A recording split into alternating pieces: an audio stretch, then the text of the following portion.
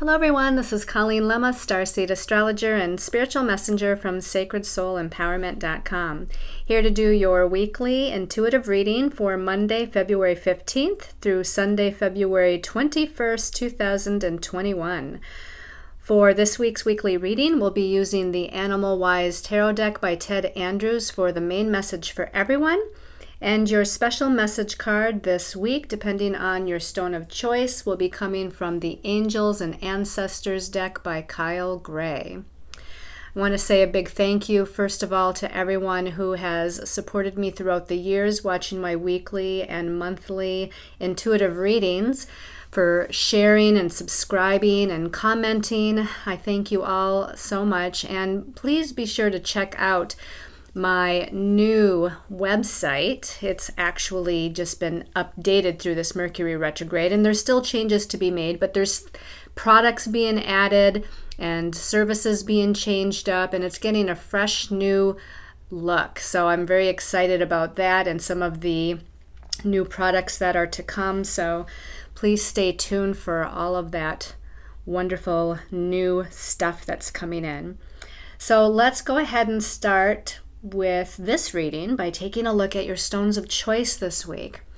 Your first stone of choice is snakeskin jasper. Now these are all jaspers, but they're all different kinds of jaspers. This one is called snakeskin jasper.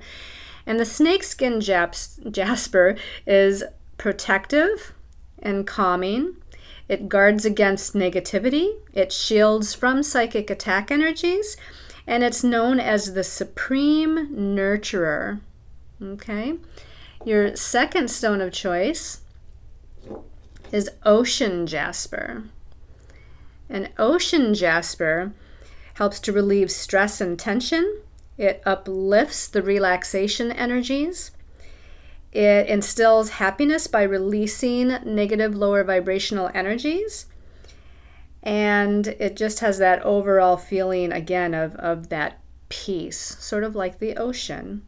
I found that, interestingly enough, a lot of the qualities of these kind of goes with what the jasper is all about, like the snake skin, you know, protective and guarding against negativity, and the ocean relieving of stress and tension. Now this one is a brand new jasper that I came upon recently, and I just had to have it. This is called Dragon's Blood jasper. It's a beautiful green stone, and it's got red blotches in it, and that's why they're calling it Dragon's Blood jasper. This one is called the Protector of Life. And again, thinking about dragons being the protector energy, right? It increases strength and endurance. It helps to boost focus and resilience, and it ignites one's creativity. So again, these wonderful jaspers that you have to choose from. We have the snakeskin jasper, the ocean jasper, and the dragon's blood jasper. Okay, let's talk about the astrological energies of the week. So we have been through quite some time lately. I'm kind of falling over my words here, but we're in Mercury retrograde, which I have to say I was excited about this Mercury retrograde, as Mercury retrogrades go, because it's in the sign of Aquarius. So to me it fits well there, but there certainly has been a lot of kind of ups and downs and communication challenges and things that have come up out of the blue, situations, circumstances, at least in my realm, you know, for me personally, for people that I know very well, for people I'm connected to, getting a lot of messages from you all saying what is going on this week or what is happening in the last few days, that it's been up and down. And part of that is one of the energies that we are experiencing this week, but it's been coming to a head, and it's been coming closer and closer together for the last couple of weeks, and that is Saturn square Uranus. So this is a pretty heavy-duty connection. It occurs exactly on Wednesday the 17th of February this week. And they are slow-moving planets, and this is why we've been feeling it the last couple of weeks. Saturn rules karmic lessons, it rules feelings of restrictions, limitations, it rules delays, but it also rules structure and form and the manifestation process. Saturn is really good about building something, but yet it takes its time when it builds. You have to have patience with Saturn. Saturn likes to teach us certain lessons, which is why it sometimes brings in karmic challenges. Now, right now, Saturn is in Aquarius. It's going to be in Aquarius for about 2.5 years because it just went into Aquarius the second half of December 2020. And on Wednesday, Saturn is going to be challenging Uranus, and Uranus is known as the Great Awakener. Uranus is the rebel. He's known for rebellion. He's known for expecting the unexpected. He's known for the strange and unusual. Uranus rules the higher God mind, higher perception energies, higher intuitive energies, claircognizance. Uranus rules the electrical energy. It rules technology. It rules astrology. It rules scientific breakthroughs. It rules those aha moments that we have in life. So it rules kind of that energy of having epiphanies. And Uranus is in Taurus right now, which is not the greatest place for Uranus because Uranus is an electrical air planet. Its natural ruling sign is Aquarius, and that's where Saturn is right now, interestingly enough. Taurus, where Uranus is an earth sign. So here we have a highly electrically charged planet that deals with higher mind, higher ideas, higher perceptions, futuristic, kind of energy, where we want to go in life, dreaming up new ways of doing things, and it's in grounded Taurus. Now, the positive about that is that Taurus is helping to ground some of that energy. It's helping to ground some of those higher perceptions or the higher intuition. It's helping to ground that futuristic energy of these new ideas and where we need to go next as a collective. So in some ways it can be good, but Uranus likes to be electrifying and it likes to be free. One of the key words for Uranus is freedom and change and rebellion. And here's Saturn again, and Saturn rules restriction, limitation, focus, delays, third dimensional reality. Saturn rules our third dimensional perspective, the third dimensional paradigm.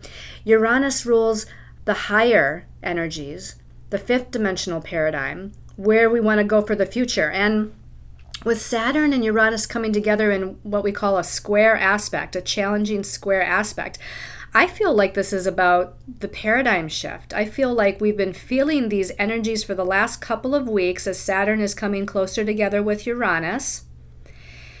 And it's bringing in this old versus the new. It's bringing in these earthly challenges versus being able to look at things from a higher perspective. We're the creator of our own reality, but we need to be in a higher vibration in order to create the reality that it is that we really want to create, both for ourselves individually as well as for the collective. Saturn comes in and wants things to stay status quo. Saturn comes in and says, no, this is the way it's always been. This is the way it needs to stay. So I feel like there's a little bit of a tug of war there, between Saturn and Uranus.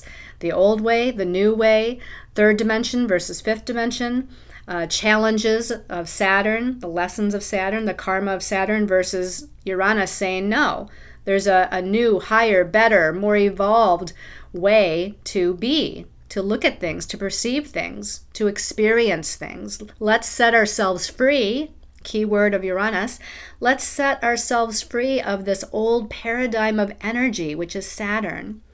Now again, Saturn's not all bad. Saturn helps to restructure.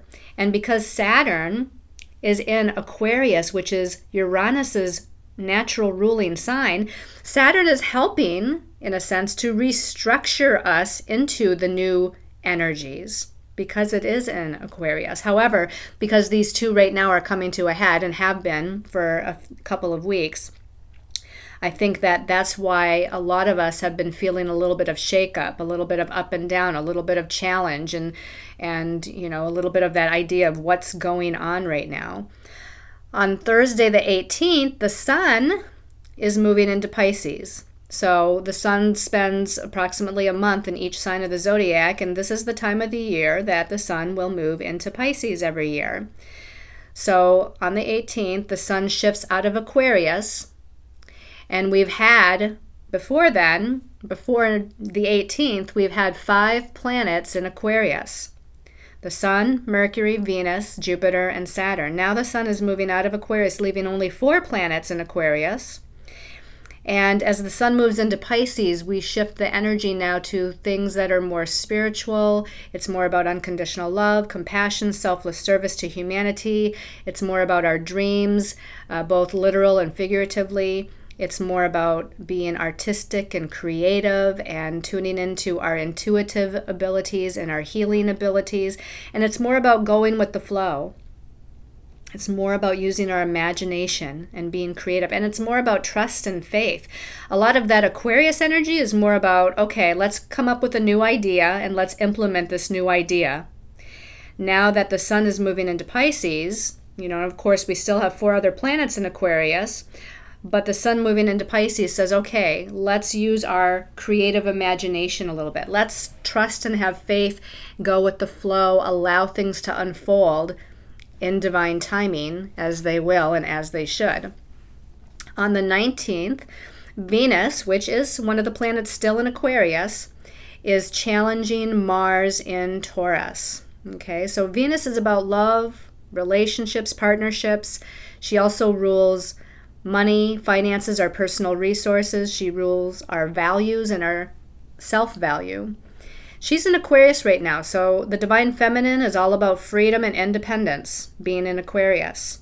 Okay, freedom and independence for the Divine Feminine and within our relationships. And she's challenging Mars, and Mars, of course, is her counterpart, right? We have the Divine Feminine of Venus, the Divine Masculine of Mars. Venus and Mars are the lovers. They dance together. Right now, they're challenging one another. So with Mars here, the warrior, planet of energy, action, and forward movement, there might be a little bit of frustration in relationships right now. Now, this is not an aspect that lasts very long, okay? It's going to be over within a couple of days. We'll feel this a day or two approaching the 19th. We might feel this a day or two after the 19th of February. But there may be some sticky, challenging, energies here because they're both in fixed signs too. Aquarius is fixed, Taurus is fixed.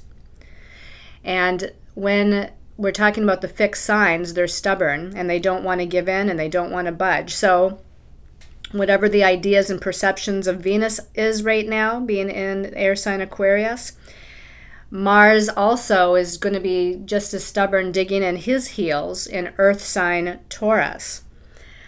Now, this could also be about money matters as well, because where Mars is in Taurus, Taurus is a sign that rules our personal resources and money. And remember, I just said that Venus also rules Taurus naturally, so Venus also is about our personal resources. So there could be, a couple of days here where there's some difficulties or whatnot with our money matters, financial matters, how we value ourselves in relationships or within relationships themselves.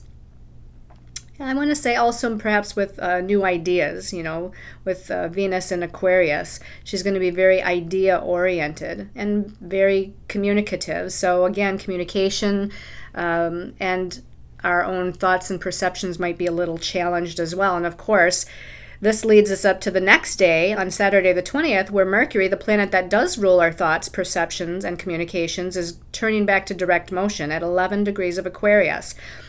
So as Mars and Venus, the lovers, challenge one another on Friday, Mercury is at a standstill.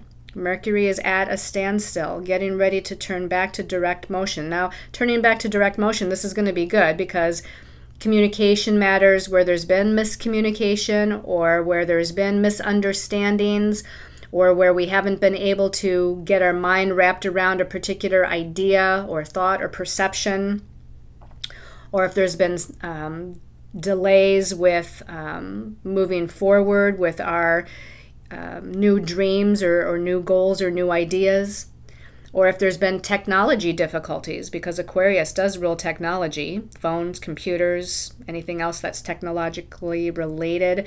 So here on the 20th, Mercury turns back to direct motion. It's going to take a few days for Mercury to pick up speed a little bit in order for things to really start to clear out and become clear and move forward. You know, there's going to be more of a clarity gained after a few days of Mercury now turning back to direct motion and moving forward. It is still in its shadow, though, for a while. Mercury is going to be in its shadow until I believe it's March 13th. And what that means is that by the time Mercury gets to the degree in which it first went retrograde, that's when it's out of its shadow. So Mercury first went retrograde, I believe it was 26 degrees of Aquarius. And Mercury, after it turns direct on February 20th, won't be past that 26th degree of Aquarius until March 13th. So we have a few days of things kind of smoothing out and being ironed out, so to speak. So let's go ahead and take a look at the messages from our angels and guides. The first card here came out as 2 cards. So let's look at the first of the 2 cards here. We have the 7 of Ancients. This is like the 7 of Fire, the 7 of Wands in the traditional tarot. In this deck, it's the Toad because this is the Animal-Wise Tarot. And all of you that know me and have followed me know I love my animal totems, right? So this says inner strength and resources. Inner strength and resources. Well, we've had to have a lot of inner strength, and we have had to rely on our inner resources in order to get through some of the times of the past at least couple of weeks, if not for the past year, really, right? All of 2020 pretty much was a need for that inner strength. Now, the number 7 numerologically is a number where we have to have trust and faith. So here with the message of having inner strength and resources is also the message of having trust and faith as you move forward.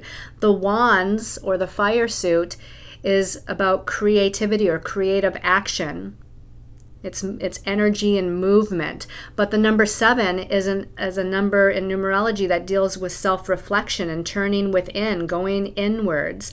So there's not a lot of forward movement with the number 7. And this is sort of what the card speaks to, where we've had to have this inner strength and resources as things have been a little bit up and down lately, where things have been a little bit confusing lately. Maybe there's been a little bit of chaos and confusion in your lives, especially during this Mercury retrograde time period. And it's taken all of our inner strength, our inner resolve. It's taken us being able to connect with our inner self or our inner guide or our higher soul self, which the number 7 is also about, and trying to just go within and have a higher understanding, a higher spiritual understanding of the whys, the purpose in which things are happening, why things are unfolding as they are. Sometimes the reason is just to give us a little bit more time to get ready with something. Mercury retrograde is a time to redo and reanalyze and reevaluate and all those rewords, because it's giving us time to kind of catch up with what Mercury is all about, which is new ideas and new perceptions, and let's put those ideas, into motion. So here, again, there's been a need for this inner strength. Let's take a look at the card that came out with this, and maybe it gives us more information here. The 6 of Winged Ones. This is the Dove. And the 6 of Winged Ones is like the 6 of Air, the 6 of Swords in the traditional tarot. And it says moving between cycles and worlds, moving between cycles and worlds. And, this is kind of what I said earlier about Saturn squaring Uranus, that it feels like there's this shift in the paradigm going on, with Saturn being the old paradigm, third dimensional paradigm, and Uranus being the new, the higher, the fifth dimensional paradigm. And it feels like they're at a tug of war the last couple of weeks as they've been approaching that square aspect to one another. Saturn wants to delay. Saturn wants to slow down. Saturn wants to stay, like I said, in the status quo of things. And Uranus wants to move into a new, higher perceptive, higher intuitive, progressive way of doing things. Because Uranus knows it's time for change. It's time to break free, key word of Uranus, it's time to break free of that old paradigm. It's time to change. It's time to redirect, which is what Uranus wants to do. So I feel like this moving between cycles and worlds is us moving kind of back and forth between these two paradigms of energies. Now the Six of Swords is a card of balance. The number 6 is a number of balance, as above, so below. And there's more of a peace of mind that kind of comes in with the Six of Swords. So this is good because we have that Seven of Ancients that says we've had to have a lot of inner resolve. And with it is the Six of Swords saying, okay, maybe we've been moving in and out, back and forth between these two paradigms of energies. Maybe it's been a little bit of a struggle, but we can choose that higher perception. We can choose that higher dimensional reality. We can choose to see things from a higher vantage point. We can connect with that universal fifth paradigm energy. We can move into the future of where we want to go, how we want to be. We can move away from feeling stuck or limited or restricted or delayed from progress. And so as we move into a higher way, a different way of seeing or thinking or perceiving something, which is the sword suit, it's all about the mind, then we're able to bring things back into balance. Okay, let's take a look at the second card here. Ooh, we got the Five of Ancients. We got a lot of fire wands here going on. 5 of fire, 5 of wands, 5 of ancients. This is the gecko. And the gecko says, do what we must in struggles. Okay, so again, there may have been some ups and downs the last couple of weeks and perhaps moving into this week as well. Do what you must through the challenge. Do what you must for yourself. Do what you must for others. You know, to me, this is just basically saying to have the perception that you need to, or take the actions that you need to. It is fire, it is wand, so we have creative action here. Take the creative action needed to move through the struggle. That's the best way to say this. Take the creative action needed to move through the struggle. The number 5 can mean, again, that there's a lot going on. A lot of things happening all at once in all different directions or areas of your life. The 5 sometimes is about juggling circumstances and situations. Sometimes the 5 is about wearing many hats and doing many things. But sometimes you can get kind of lost in trying to do too much, or you're getting pulled in too many different directions with the 5 of wands, the 5 of fire here. So again, do what you can to stay balanced. Do what you can to move forward. Take that creative action in order to move through whatever it is that you're going through this week. And then we have the last card here. Ooh, I like seeing this one. This is the Ace of Winged Ones, the Ace of Swords, the Ace of Air. It's the woodpecker. Woodpecker, knock, knock, knock. Someone's knocking. The universe is knocking on your door. Are you going to answer? Are you going to answer the call? It says unique new rhythms of success. So, you know, the air suit. Very Aquarian. We still, even after the sun moves into Pisces on Thursday, we still have 4 planets in Aquarius. And all that Aquarius energy is an air sign. It's about ideas, thoughts, perceptions, communications. And here we have the Ace of Air, the Ace of Swords, saying a new way of seeing something, a new way of believing in something, a new way of perceiving something, new thoughts, new ideas. And again, with that newness, with the new beginnings, aces are always about new beginnings, but this is a new beginning on the mental body level first. New beginning with your thoughts first. But these new thoughts and these new ideas are going to create unique new rhythms of success. So again, the woodpecker knocks on the tree. The universe is knocking on your door. What are the new ideas? What are the new ideas that you're having about where to go in life next, what to do next? Listen to those ideas. They're intuitively guided by you, yourself, your higher soul self, and your angels and guides. So let's go ahead and take a look at the message, the special message card, depending on your stone of choice. Let's see, I have to reposition myself here. Okay. So the first stone of choice was the snakeskin jasper. Special message for snakeskin jasper people. This one's calling my attention as I open my eyes. Ooh, shaman. We have the shaman here. And the shaman has an owl on his head. And the owl is about paying attention to your higher wisdom and knowledge. It's right on his crown chakra too. So pay attention to the higher wisdom and knowledge coming in from the universe, coming in from your higher soul self. Be the shaman. It says trust in higher forces. Trust in higher forces. And I don't know what this is in front of him, but it reminds me of a clock of some sort. So to me, when I see that, trust in higher forces, also trust in divine timing. Trust in the divine unfolding of circumstances and situations. Trust in the divine timing of when they unfold. And the shaman never gets upset.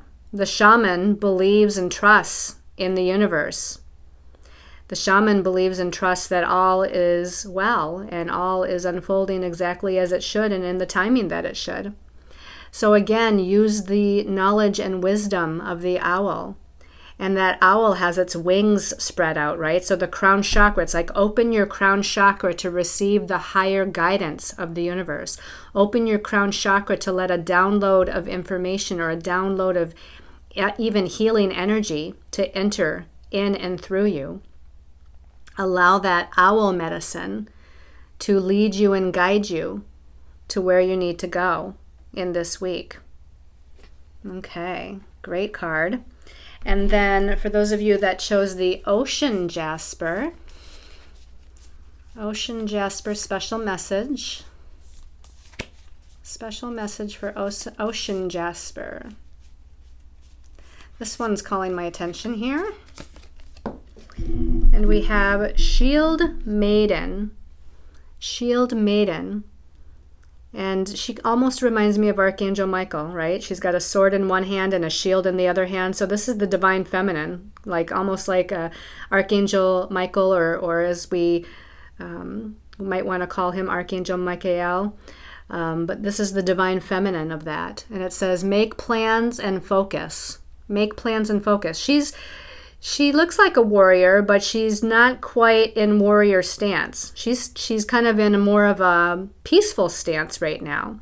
She's contemplating. She's making those plans. She's staying focused on what the next steps are before she goes full steam ahead. You know, once she lets out her inner divine feminine warrior, she's going to charge full steam ahead into whatever those plans are. And I think that there's needing to take a moment here. Again, she's in kind of a more peaceful, focused contemplation mode here, making her plan, is because Mercury doesn't go back to direct motion until the end of this week on Saturday.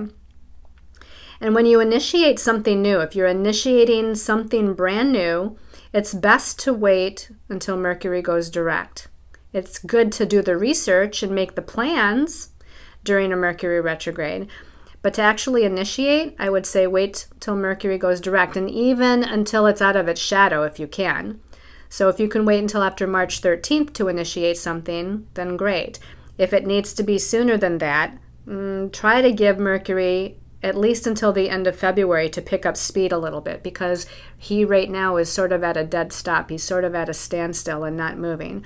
But in a few days, this Shield Maiden is going to be able to take charge. She's going to be able to move forward with these plans. Right now, she's just focusing on her energy on what the plan is and how she will best proceed toward that plan. Okay? All right, and then for those of you that chose the Dragon's Blood Jasper, Dragon's Blood Jasper people, special message for Dragon's Blood Jasper.